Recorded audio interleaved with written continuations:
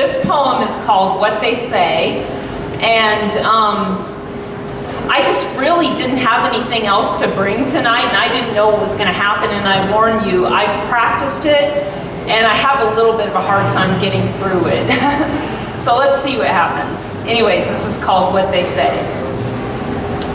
My psychiatrist says the medications aren't working. He says I need ketamine therapy. It's not covered by Medicaid, but only costs $325 a dose for 12 doses. The nurse practitioner says that if I were diabetic, I'd take my medication.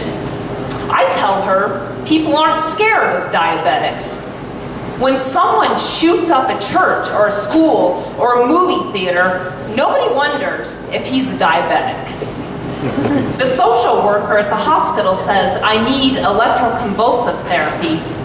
I know people who have had shock therapy and they can't remember what you said to them 5 minutes ago, but I'd trade a few decades of memory for a moment of peace.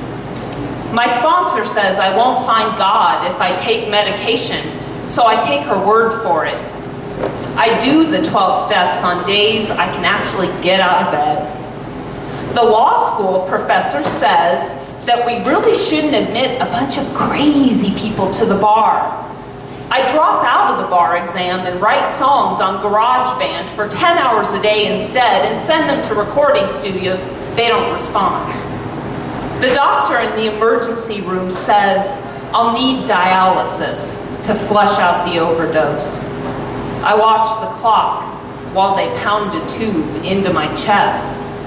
I say they shouldn't worry about saving my life, but they say my blood is toxic and ignore me. The Social Security Administration says I can't possibly qualify for disability benefits because I have fashion sense and a law degree. I miss 14 weeks of work within a year at my job. The library book says that if I meditate enough and eat the right vegetables, I won't need medication. I stop taking the lithium and buy $100 worth of candles at Walmart because I'll need them for meditation.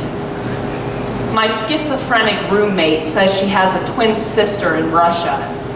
Another guy who says he's the Prince of Egypt thinks the staff is poisoning the soda. I say that God's will for me is to kill myself. The hospital chaplain says that God gives hope where there is none.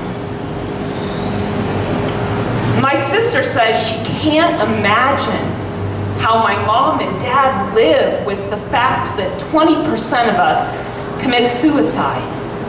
My mom says, faith in God. My dad says, faith in Cortney. Thank you.